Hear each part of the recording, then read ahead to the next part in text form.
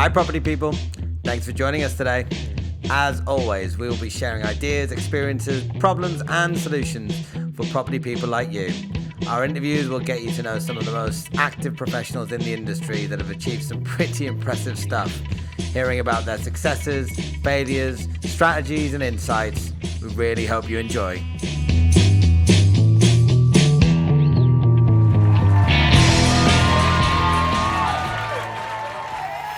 Hi everyone, today Paul Hemming joined us. He is a QS and the founder of C-Link, which is a tech platform for procurement. Really, really clever. I had the pleasure of having a demonstration a few weeks ago, and I thought it was definitely something we should share here. I've been through the headaches of procurement. It's not something that I very much enjoy doing.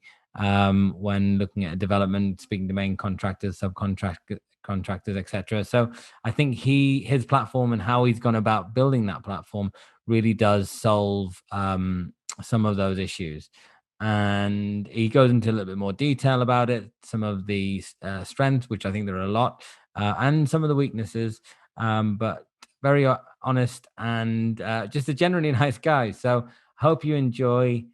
As always, please do share, like, comment these videos. The bigger this grows, the more places we go together. Hope you enjoy. Hi, everybody, and welcome to Property People. Today, I am joined with Paul Hemming. Paul, since 2015, has been the co-founder of C-Link, the #1 procurement software for small and medium-sized business. He brings the expertise of big business to smaller or more nimble developers and main contractors, which I know interests a lot of SME developers out there. And the conversation that I've had with him very recently have been intriguing, hence the reason why I thought it would be a very good idea to have Paul join us today. A QS by trade and worked on projects worth over 300 million, including flagship projects such as the Walkie Talkie in London as well, which is one of my favorite buildings in London. So Paul, it's great to have you join us today. How are you? Thank you very much for having me, Sam. Very pleased to be here. All is good. I'm feeling good today. How about you? How are you doing? Today is the best day of my life. I mean, I know having me on your show is good, but didn't think you'd go quite that far. Every day is the best day of my life. So it's just the way that I and because, I get to meet people like you. So why shouldn't it be? Anyway, Paul, I wanted to really dive into the world of construction and brick counting effectively, which is what... Are you sure you want to do this, Sam? I think that, it's what I found with myself having a background in finance, that a lot of people are not very comfortable with numbers. And they almost get scared of it because it kind of almost bamboozles them. But when we're talking about the world of business, numbers are a very, very important part of making things work. Otherwise, things are just not sustainable. So the QS being able to calculate the cost of a project is really, really important. But before, I've got so many thoughts and ideas and questions for you. Before we dive right into that deep end, I would like to know a little bit more about you, and specifically at school. You always know that you wanted to be a QS at school. Is that because I'm not sure that when I was at school that there was many people that everyone wanted to be on Pop Idol or whatever.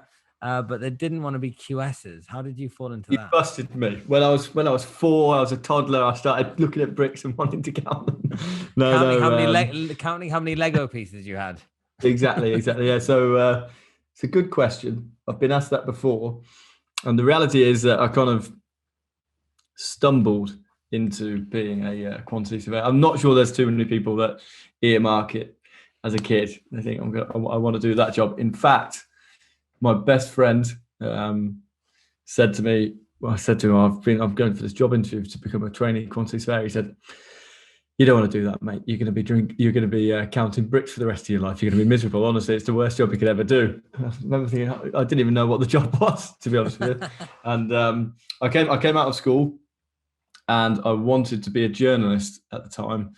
And I wrote to every paper pretty much in the country saying I'd like to come and work for them. They wanted you to go to university. I didn't particularly want to go to university at the time, so started looking for jobs and became a trainee quantity surveyor completely by chance, not at all by selection, really, if that's the correct way of putting it. Were you good at maths or anything like that at school? Did you genuinely like? Did you have Lego sets when you were younger? I don't know. Were you? Do you surrounded by any builders or like? Was there any of that sort of thing? No construction backgrounds in my family. I wasn't bad at maths, and I'm pretty good at it. It's not something I excelled in, but I love words. I loved. I wanted to be a writer. I wanted to be a journalist. So it is a very unusual job or career that I ended up walking down this path because it's not something that I would have said I wanted to do. Fair enough. And so you did you have to study anything specifically at A levels? What did you like? Was that something that? No, at A levels I did business, I did psychology, both very useful, I guess, for a quantity surveyor, but then history. So no, not really. Honestly, And history. I know you'd like to think that there was some logic and some sense to how I behaved as a teenager. There was none. I just randomly became a quantity surveyor, having fallen into a really nice company actually that was quite local to me. I'm from the Midlands, and they trained me up, and here we are. So at university, what did you study? Quantity surveying. So I didn't go to university. I came out of school and I wanted to go straight into work. I wanted to find a job that would effectively put me through university. So I started as a trainee quantity surveyor and then did 5 years of quantity surveying part-time while I was working as well. Okay, so you did what my old man advised me to do. So he told me nobody wants a business graduate without any work experience. So go and get some work experience, and that's how I fell into the state agency. So were you working and then you studied on the side, or was it that you were studying and then working part time? What kind of which way? No, I was working 4 days a week and then 1 day a week at university studying, which I'm glad I did in the end because it meant that by the time I finished university, I was a long way ahead of everyone else, or it felt I was anyway. Yeah, that I think is a very, very important thing that this day and age, the education will get you so far, but the work experience really propels you because the theory is quite different to the practice, right? Absolutely, yeah, I couldn't agree more.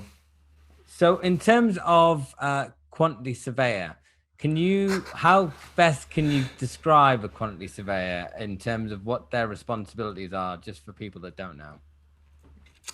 Well, number one, not many people particularly like quantity surveyors. I don't know why. I don't know why, but it's a bit of a joke in construction that no one really likes a quantity surveyor. But traditionally or historically, a quantity surveyor is a person who surveys quantities, quite literally as it sounds. So talking about counting bricks, etc., etc. So you would effectively, historically, would have done the takeoff of a building, would have understood exactly the quantities and been involved in the procurement of those quantities.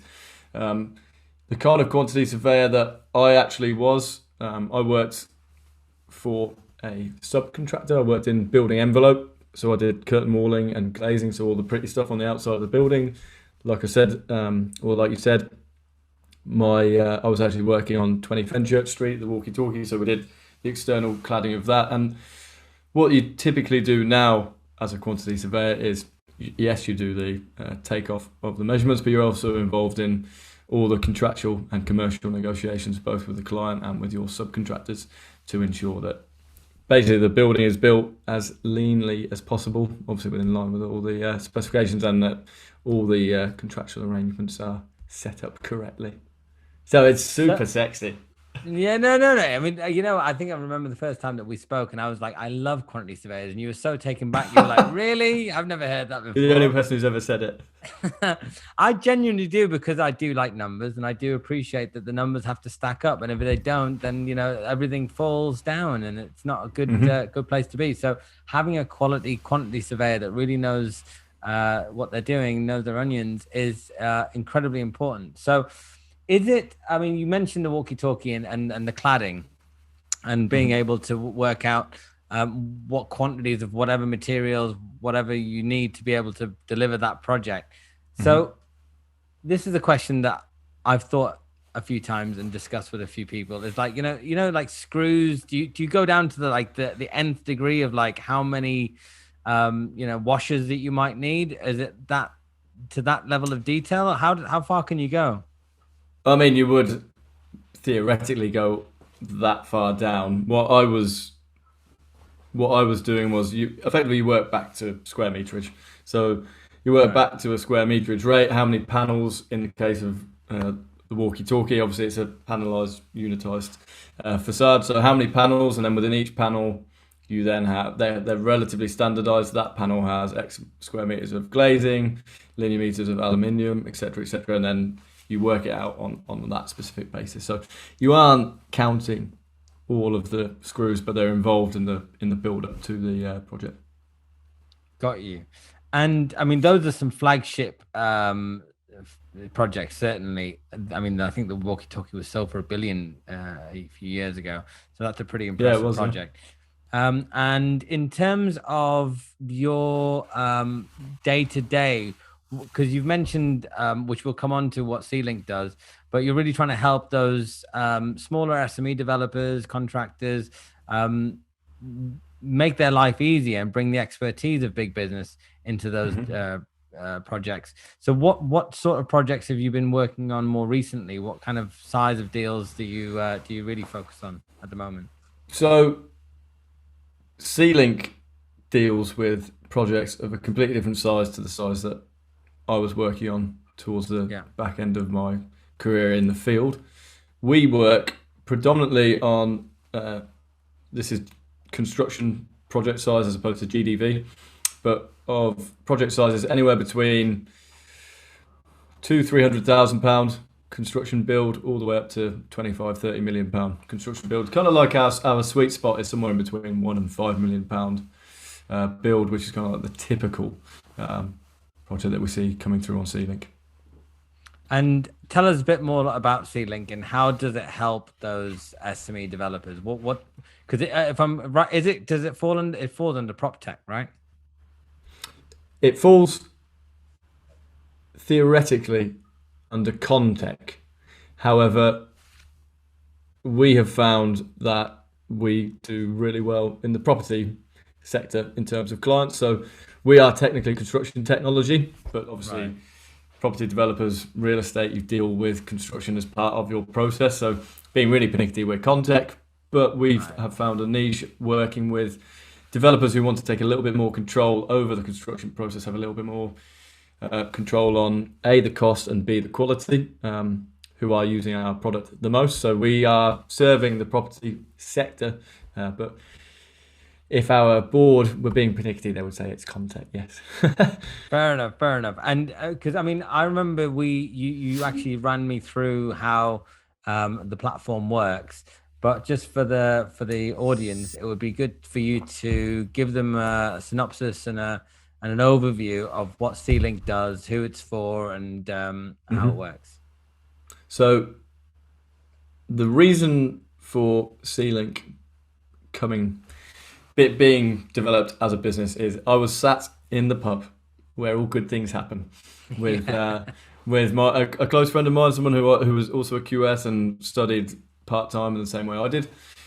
He was working for a small main contractor on probably £1-2 million builds in central London. I was working on the larger projects, but we both had the problem that number one, the process of completing procurement in construction, didn't matter who you were, was far too paper-based and needed to be automated.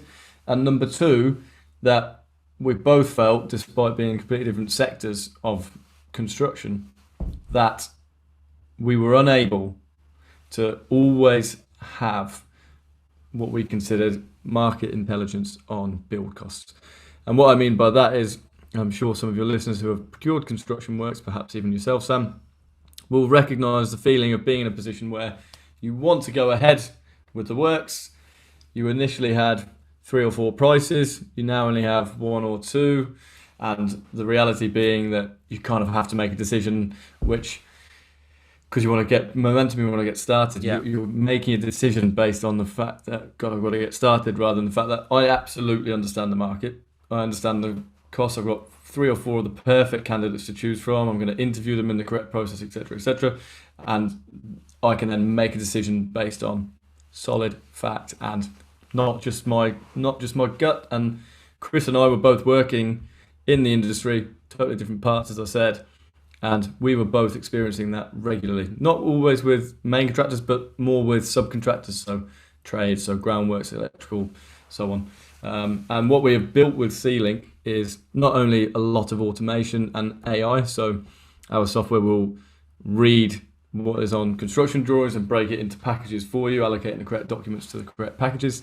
All boring QSy stuff, which I like, but not everyone else does. And then we've built this network of this exclusive network, really, of approved contractors covering all trades in different areas and different specialties, who then bid on the work, with the objective being that you are no longer in a position of only having 1 or 2 prices.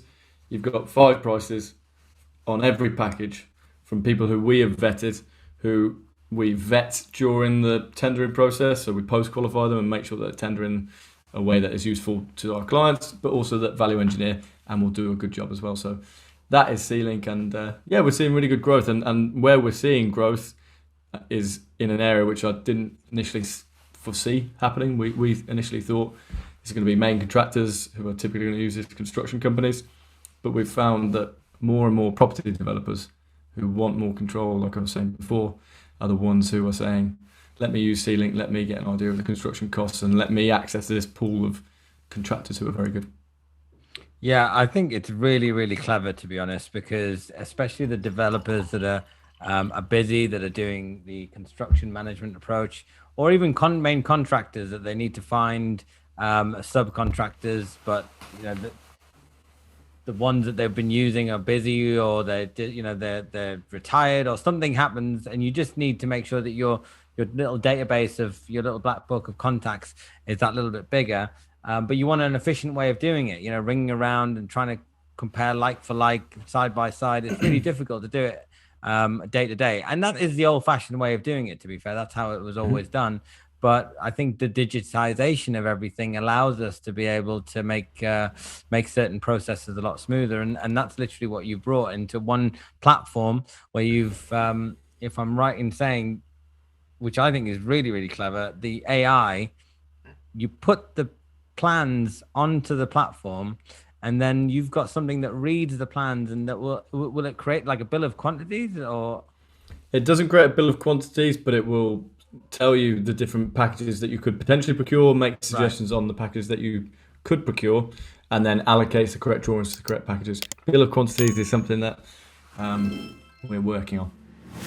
Ah, well, there you go. But it identifies the packages, and then you've got various subcontractors that are on your platform that will be able to see that request for a quote, and then they will quote against it. And how long is that, right?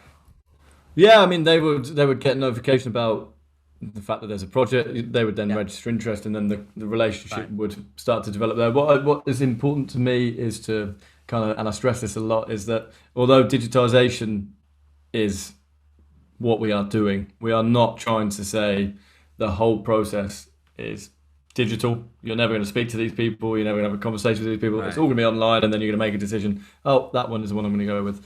That isn't how we do business. That isn't how anyone does business, right? So this is allowing you to get yourself in front of the right contractors, the best contractors who we have vetted, and bringing them to the table much more quickly in a much more efficient manner. Got it.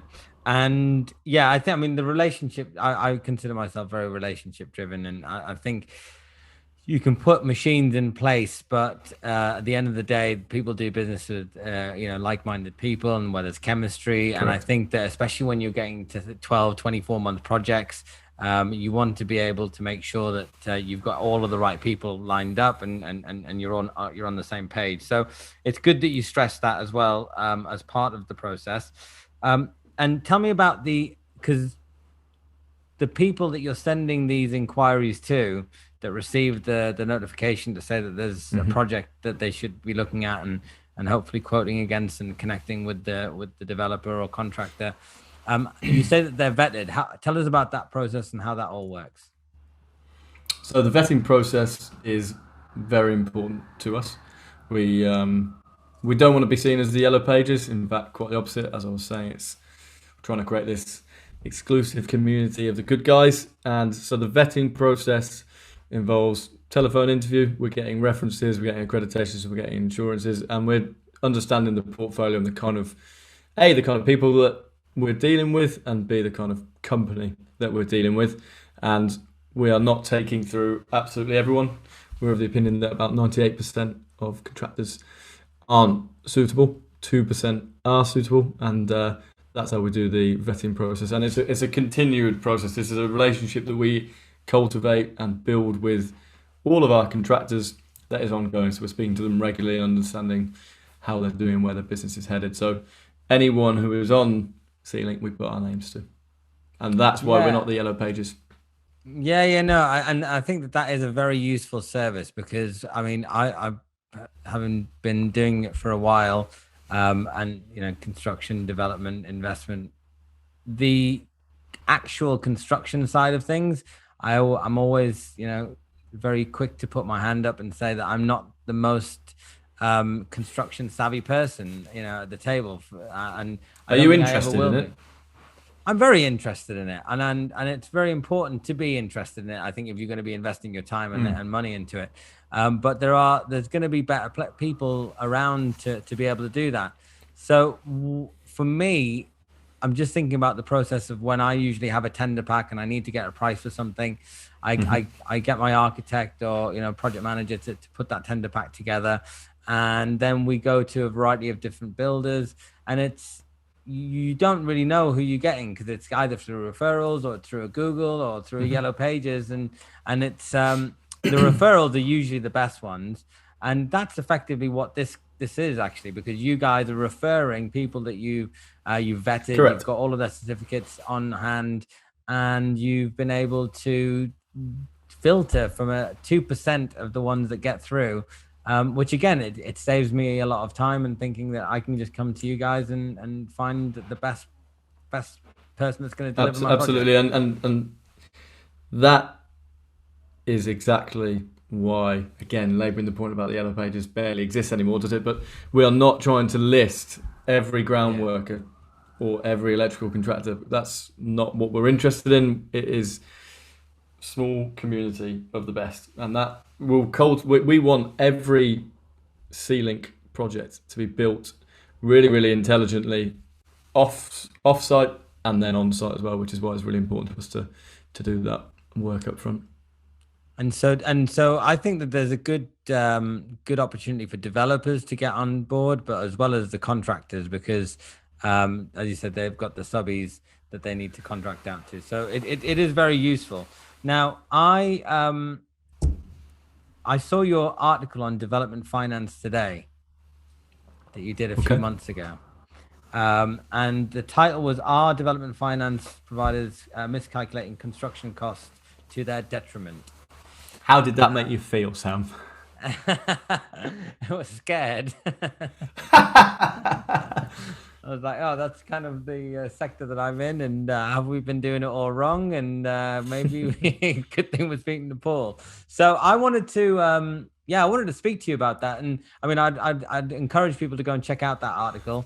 But if you can go through some of that thought process about what the article, what you're saying in that article, and because I think it'll be quite useful for people to hear.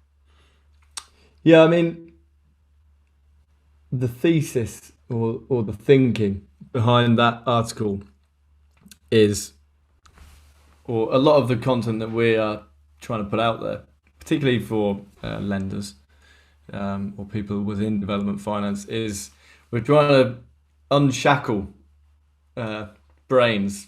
I know that might sound unusual, but to us, we're trying to be very innovative in construction, which is a really tough sector to be innovative in. There's a lot of people that don't want change in construction, a lot of ogres. Development finance, or finance in general, strikes me as a sector which is the opposite, very innovative. There's lots of stuff going on, lots of open thought. And one thing that we have seen a lot of is there is a propensity for lenders to effectively say, construction, how are you going to do it? You're going to do that JCT, design and build, with a main contractor. Yeah. Great. That's it. That's your only option. And I understand that. And I understand design and build as a procurement route has been around for, it's relatively young in the grand scheme of things. It's 25, 30 years old. So it's now kind of ingrained, if you like, into how the development finance sector looks at construction. And I always think, do you really care too much about construction in development finance? You just want to get it done. You want some certainty that it'll be done by JCT design and build. It does reduce the risk to some extent, but with a competitive environment that developers are in, with land, with construction costs going through the roof, as they currently are, even more so in the last few months, right? I'm not raising any alarms by saying that. I think everyone is well aware. What frustrates me is probably the wrong way to put this, but what I would like to see is a bit more innovation in development finance about how you approach construction costs, because the construction management route, which is a route where you effectively remove the main contractor, is a route where it is an absolute fact that construction costs can come right down. I mean, you're talking minimum of 10% just by removing the main contractor, in my opinion. I'm happy to talk through those numbers and about those numbers. I'm quite passionate about it.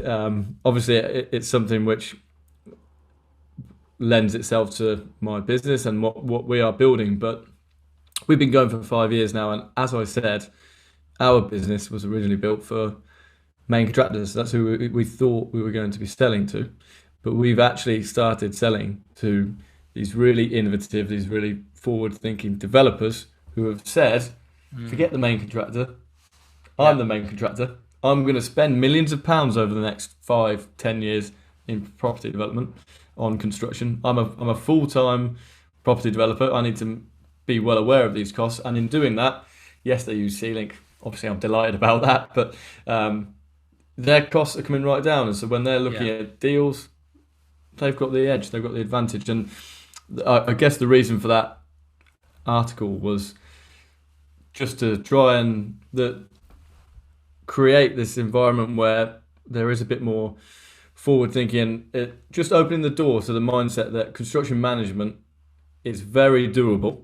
It's a different risk profile to JCT design and build main contractor. Absolutely, there is more risk, but by the same token, there's more reward. And I think there could be a lot more deals done if there was a little bit more of an open mindset towards the construction management. So come on, guys, let's all do construction management. I couldn't agree with you more. Having been a lender, you're absolutely right. D&B is always the preferred route. It just, at least on paper, it feels like the risk is mitigated. But of course, all sorts of things can go bust, and contractors get their numbers wrong, and they've taken on too many projects or something or other, and they go bust, and you've got an issue there. But in terms of land value expectations and being able to give the landowner the best possible price, and you should never squeeze a margin, but you should increase your margin to be able to offer a little bit more. I think the saving on the construction cost of getting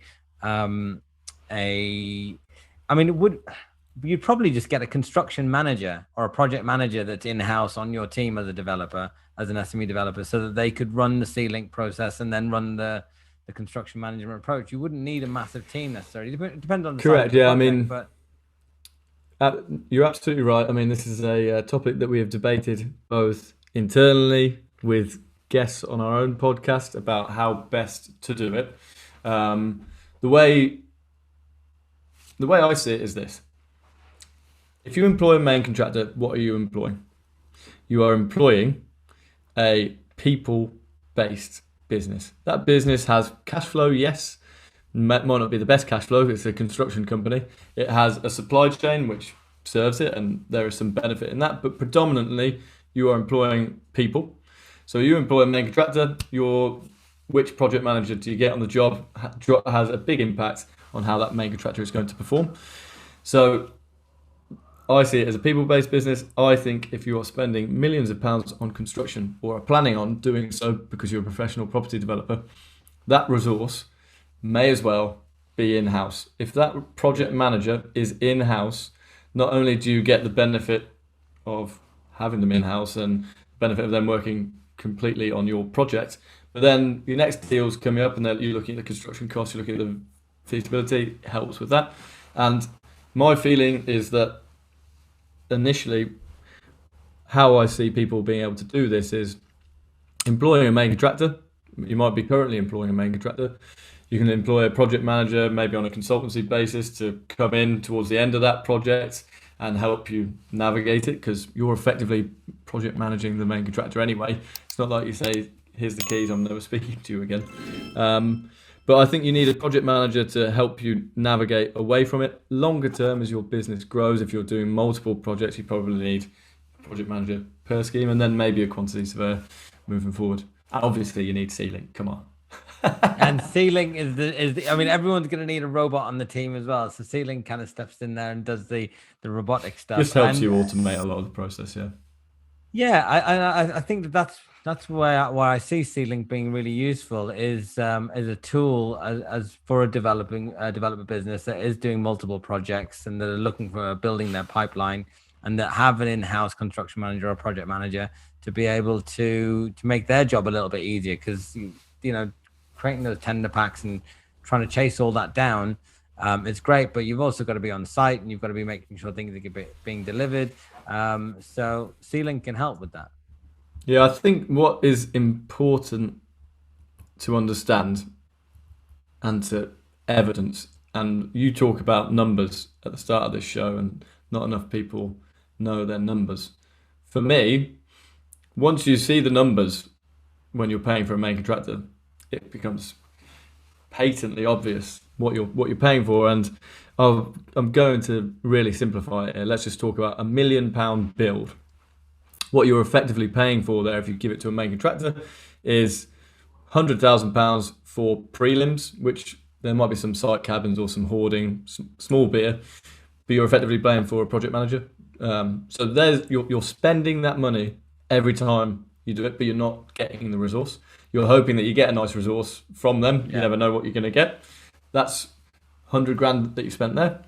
And then you're spending another 100 grand on overheads and profit on average. So your actual build is 800k, right? So you could take that 800k, pocket the other 200 and say, yes, there's bits and pieces, I'm oversimplifying it, right? But I've got plenty of money to go and get me the most sensational project manager ever, who is going to breeze that project on their own. And I feel like sometimes development finance looks at it, but you look at it very simply, right? How can I make it stack up? What's the track record of this D&B contractor? Perfect, the risk profile fits. That's why we want to go down that route. Same for developers who are often led by what they can get in funding, right? So it really isn't that simple. Once you start to break out those numbers and look at them, and if you think about how much you're going to spend over time, it's to me at least, it's a no-brainer to get that resource in-house. And I see developers doing it every single day. More and more people move into it. So. Yeah, absolutely. And if I ever get a development finance provider looking at a deal and saying, yep, we'll do it on the caveat that we've got to have a main contractor, I know who I'm going to call. Exactly. There you go. And then we can sit down with them together and explain to them why they, they're not doing it right. And, there's a better way of doing it, to be fair. I think before things like C-Link, I think, the way that the market was, it makes sense. But I think that moving forwards, that there are, on the article, actually, you go on to say that, if you're towards the end of a project and you've stepped in, you might not need a main contractor to it's a bit heavy duty, really. You might only need a few trades to come in. So why would you? And then who do you trust? And, again, if you've got the platform, you can go in there, and I'm making this more of an advert for you, to be fair. Yeah, you shouldn't be, really. You shouldn't be. But if you that is something that kind of grates me a little bit as well. And again, I've done this plenty of times where I've worked on projects and you're employing main contractor, you're employing trades, right? If the main contractor goes bust, a single point of responsibility, who is then subcontracted into 10 others, let's say, they go bust, you lose everyone. You lose all that momentum. You then have to go through this brutal, expensive tender process, which is going to cost you loads of money and take months. If a subcontractor goes bust, let's say at the very end of the job, the main contractor goes bust, and you've got, I don't know, the plastering and the painting left to do, right? So nightmare. You're going to wait for months to get it done and get it all signed off by whoever. Whereas if a plasterer goes bust, you get another plasterer on, and it's very, very simple, very easy to. So yeah, and I know what I would rather be procuring as a QS or a project manager for that job, and it's the subcontractor, not the main contractor. So I think there's so many arguments, and I'm a sad man, Sam. I have written many an article about it. That is just one of them. Oh wow, okay. I should check a little bit more deeper and find more. I think that was a recent one. That was only a couple of months ago. Yeah, that was relatively recent. Yeah. But I mean, I mean, I don't want to make it a massive secret that I am a fan of the platform, and I was actually referred to you. We met through a contractor that really liked using the platform, so that's okay. But just to be a little bit balanced, I think. I mean, we've been fairly straight with it. I mean, what are the drawbacks, or what are the restrictions? What's the word that I'm looking for? But does the ceiling not have its limitations? And I think that's in that human connection, that chemistry. It's great to be able to do all of this in theory, but if the package that you find from somebody that is quoted keenly, you just don't seem to get on with them for whatever reason. Maybe they showed up late at the meeting that you'd arranged to actually talk it through, or something like that, and they got from the wrong foot for whatever reason. That ceiling can't help there, and generally AI and robots, they can't help with that kind of thing. But for everything else, I think it is a step in the right direction, and I'm quite impressed to see it kind of work through. Now, one of the questions that I had as well was BCIS. Do you use or incorporate BCIS anywhere on the platform? How useful do you think it is? Because I know, again, a lot of QSs, when they're making their reports for development finance, they refer to BCIS. I know a lot of development finance providers, they go to the BCIS register as well, and kind of get a quick gauge as a first port of call for build costs to see whether the developers, being realistic or not. What's your take on BCIS? Is it useful or outdated? It's definitely useful. I mean, when you're a QS and you're doing your degree, you have to touch on all of these things. You have to understand how it works. And I believe that it is one of the better ways to get a good angle on construction costs. And in doing so, you can get some relatively accurate figures. What it struggles with is that, as a minimum, it's 3 months out of date. And we've seen what has kind of happened in the last 3 months. You wouldn't want to be 3 months out of date right now, because you probably lost 20% on some raw materials. So it is a bit out of date. If you're getting a quantity surveyor to do a cost appraisal for you using BCIS, you're probably also going to have that quantity surveyor add on their own risk factor to some extent, because they're going to want to be protecting their own professional indemnity. So the answer to that question would be BCIS is a good tool.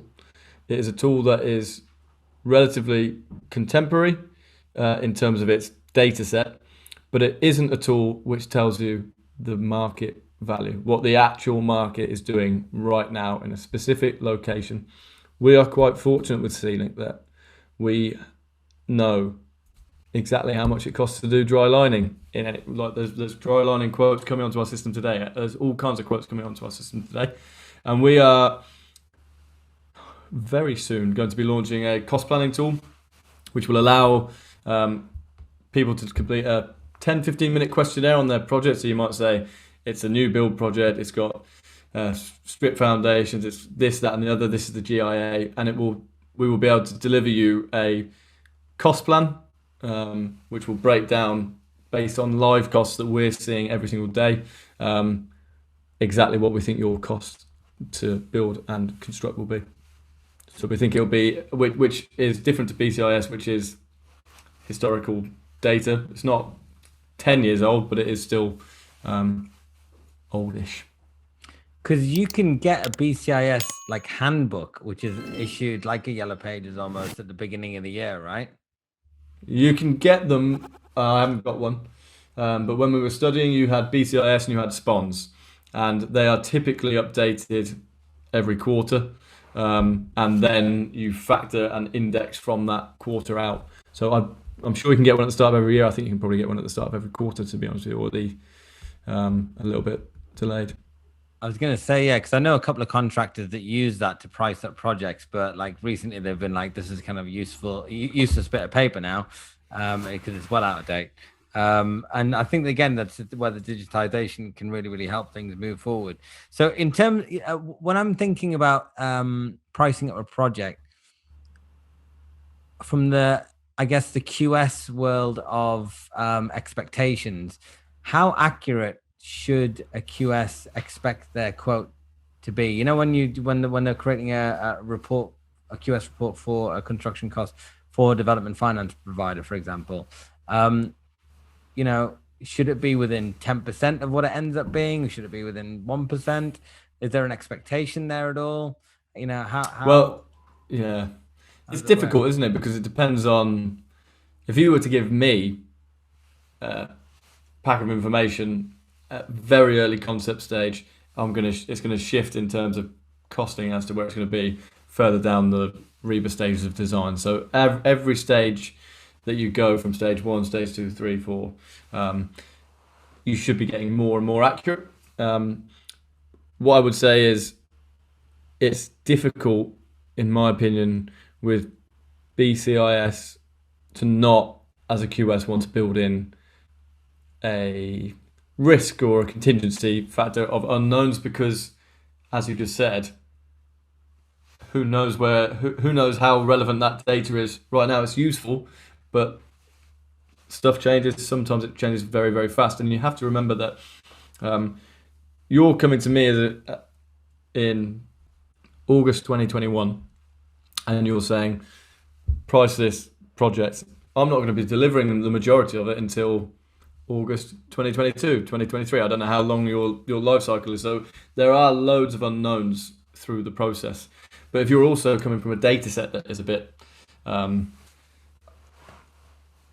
lacks some clarity, then you have an issue. I mean, it shouldn't be. It's hard for me to give you a good answer there, Sam. But I would say it shouldn't be. You shouldn't be more than 10% out, really. But you are, just by the nature of going to a QS and asking them, can you estimate this, and can you use, and you're going to have to use SPONs or BCIS. Sorry, you are instantly creating an element of unknown there because the initial data set that is being used is not the going rate today.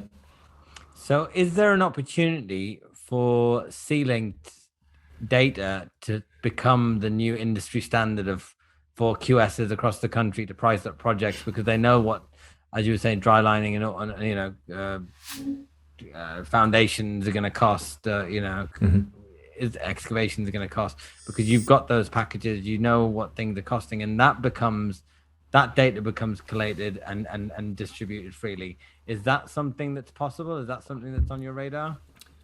Well, we would. That would be fantastic if it could be. Obviously, the data set that we have is growing, but the cost planning tool that I mentioned, which will be free to use for anyone, that is going to be using data that we have verified, and that will be a way for you. Talked about development finance going to BCIS and verifying. We would argue that you could come to C-Link and verify, particularly in London and the southeast, where the majority of our data set is, exactly what our view on the cost is. If you do that for free, doesn't that pretty much eliminate the need for any other QS then?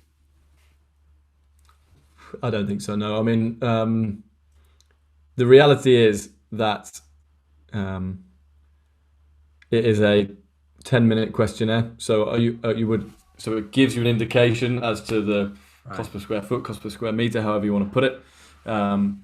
You're still going to need, in the longer term, a QS or a project manager to deliver the project. Initially, it's an interesting question, because at appraisal stage, that you could ask that question, yes, but Yeah. it's I would always argue at this stage, with the development of technology as it currently is in our industry, that professional advice is always best sought. But more and more, for those kind of discrete bits of work where you're saying, what is that going to cost me? And it's effectively a calculation, then yes, it will start to reduce the need for quantity surveyors at that stage, I believe. Very, very, very interesting. But Now, it's bad news for you, Sam, because you love quantity surveyors. There's going to be less for them. No, I just have to work with them later on in the they're not going to do it completely. As you said, in the delivery stage, coming to do the drawdowns and how much work's been done, that's going to need a QS. So That's where you'll get them in, is it? Yeah, exactly. I'll always find work for QS. Don't worry. That's where you'll get your fix. And in terms of the podcast that you have, tell us a little bit about that, how that came about. What's the goal for that?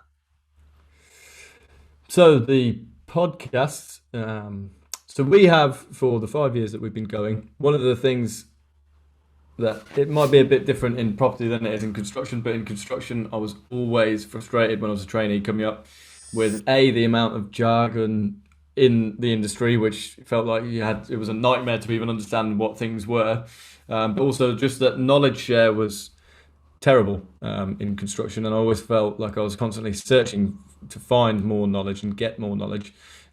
So when we set up C-Link, a lot of the things that we do to attract business, if you like, is we produce a lot of content. I wanted to be a journalist, didn't I? But sadly, I couldn't do it. So I have to create all these ebooks, and I have to write for all these different magazines. No, so we create a lot of what I believe to be very useful content that professionals can use in their daily lives to be better, or just to learn. And so we did, for 5 years, a lot of written content. We have quite a big subscriber base who follow our blog, our newsletter, and so on. And we wanted to take that into the audio industry, if that's right, audio medium. Audio format, on medium. Exactly. And so we started doing that in January 2021. We've just recorded episode number 30, and the concept is very similar to how we do written form. So it's a 30-minute short show. We speak to different experts. I'm sure you're going to be one very, very soon, Sam. And the idea is that you have a tangible bit of insight to take away on a specific topic that if you're listening to it, you think, oh, maybe that's a different way to think about how I'm going to approach this problem in my weekly task. And we're seeing, believe it or not, it's proving to be a really, really successful for us. We're getting lots of good feedback, which is great. That is, very cool. I think that the kind of topic that you're talking about, and generally, I think, we've discussed talking about finance on there as well, so anything kind of construction or property related.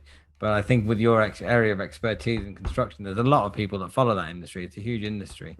And for people like myself that really don't consider themselves that knowledgeable in that area, that's certainly in the entire property sector, that's my weaker area, if you like.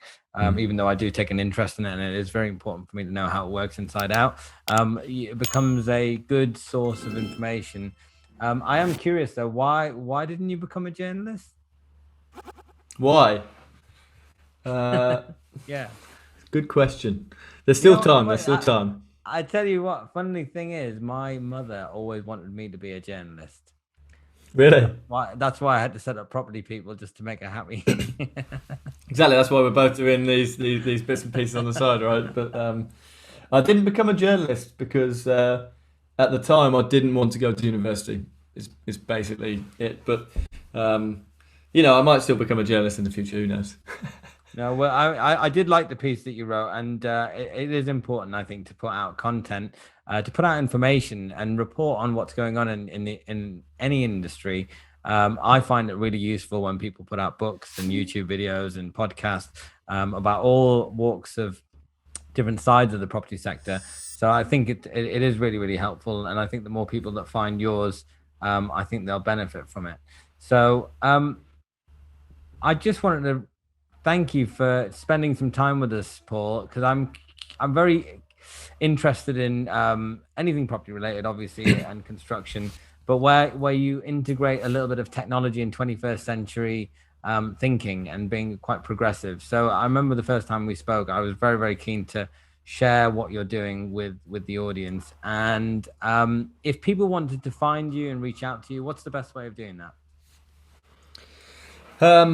So our website is c-link.com. So C-Link, and my email is paul@c-link.com. Subscribe to our podcast as well as this one, which is the Own the Build podcast. You can get it on all normal podcast apps. And yeah, feel free to add me on LinkedIn or shout me. Always interested to meet lots of new people. So yeah.